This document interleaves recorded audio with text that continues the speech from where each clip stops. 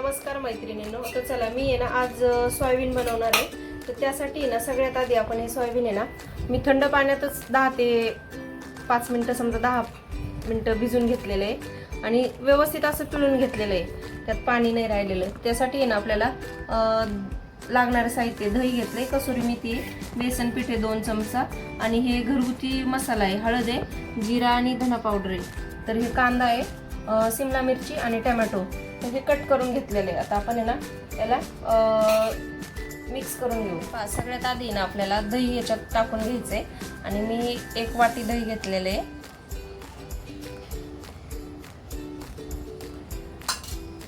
नंतर आपण आहे ना ही कसुरी मेथी इथं थोडी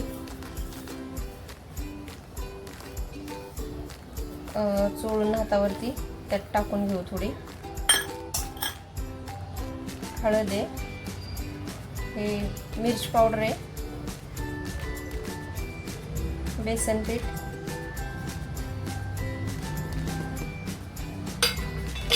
आणि हे धना पावडर आणि जिरा पावडर, ते दोन्ही मिक्स घरीच पावडर बनवून ठेवलेली आहे. तर हे सगळं आता आपण मिक्स करून घेऊया. आणि मीठ पण घेतलेलं आहे चवीनुसार आणि ते पण आपण त्यात टाकून घेतले. तेल आहे मी थोडंसं गरम करून घेतले आणि थोडंसं गरमच करायचं आहे आपल्याला. तर 2 ते 3 चमचे मी तेल पण टाकलेले याच्यात. आणि आता आपण हे जे कांदा, मिरची आणि टोमॅटो कट करून घेतलं होतं ते पण लगेच त्याच्यात टाकून घेऊ.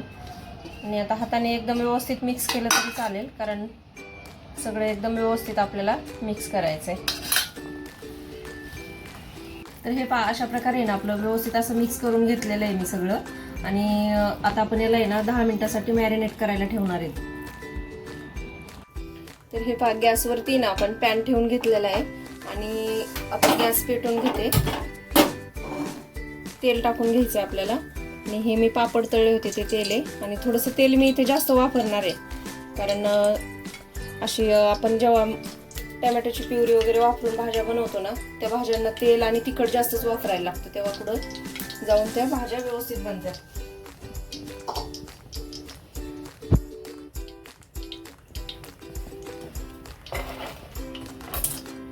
तर हे मी कांदा कट करून घेतलेला आहे, 2 कांदे कट केलेले आहेत मोठे मोठे, ते आपल्याला तेलात फ्राय करून घ्यायचं आहे. आणि हे जे लागणारं साहित्य ते पण मी काढून घेतलं इकडं. लसूण आहे, अद्रक आहे, कढीपत्ता आहे, कढीपत्ता पण लगेच टाकून घेते. आणि हे एव्हरेस्ट गरम मसाला आहे, हिंग आहे, तिखट पण मी घेतले, हळद पण घेतली आणि हे थोडीशी धना पावडर नंतर घेतले फोडणीला टाकायला.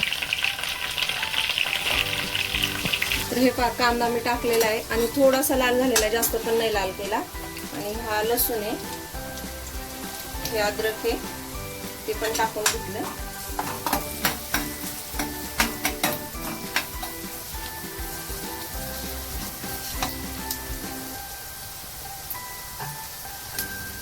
आणि हे पण मसाले आहेत ना आपण याच्यात टाकून घेऊया लगेच. थोडंसं मीठ पण टाकायला लागणार आहे, कारण आपल्याला मसाल्यामध्ये मीठ टाकून घेतलंच पाहिजे थोडंसं.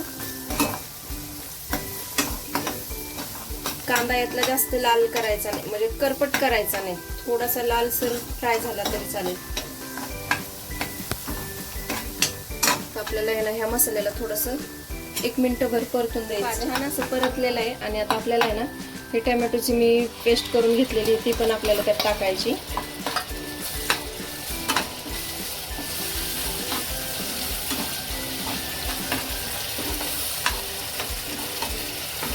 आपल्याला याला आहे ना 2 मिनिटांसाठी तरी म्हणजे टोमॅटो आपलं व्यवस्थित शिजलं पाहिजे. कांदा आणि ते लसूण अद्रक सगळं व्यवस्थित फ्राय केलं होतं, पण टोमॅटोचा पण थोडासा आंबूसपणा जो असतो तो कमी झाला पाहिजे.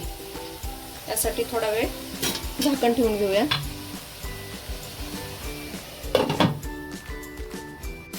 तर हे छान असं फ्राय झालेलं आहे मसाला आणि अगदी छान तेल सुटलेलं आहे. तर आपण आहे ना त्याच्यात थोडीशी कोथिंबीर टाकू. आपल्याला हे सोयाबीन आपण इकडे जे मॅरिनेट करून ठेवलेलं आहे ते पण आता टाकून घ्यायचे त्याच्यात. आणि त्यात पण मी काय काय टाकले ते व्यवस्थित अगदी छान असं तुम्हाला दाखवलेलं आहे.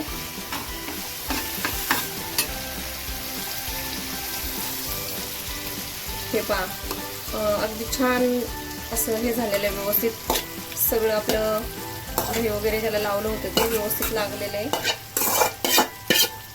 आपल्याला हे सगळं व्यवस्थित मिक्स करून घ्यायचंय. छान असं मिक्स करून घेतलेला आहे मसाला वगैरे आपला. आणि आहे ना पाणी आपल्याला टाकायचं त्यामध्ये थोडंसं. तर मी आहे ना अर्धा ग्लास एवढं पाणी घातलेलं आहे. तर तुम्ही तुम्हाला हवं तेवढं पाणी टाकू शकता किंवा थोडंसं जास्त टाकलं तरी चालेल, कारण आपलं हे कांदा आणि टोमॅटो तर फ्राय होऊन जातं, पण सिमला मिरची आणि सोयाबीन थोडंसं त्याच्यात हे होऊन गेलं पाहिजे, म्हणजे शिजलं पाहिजे थोडक्यात. तर मी एवढं पाणी टाकलंय आणि आता आपण याला आहे ना झाकण लावून 5 ते 10 मिनिटं शिजून देऊ. तर भाजी ना आपली शिजून रेडी झालेली आहे, पाहू शकता. आणि आता आपण त्याच्यावरती ना कोथिंबीर टाकून घेऊ.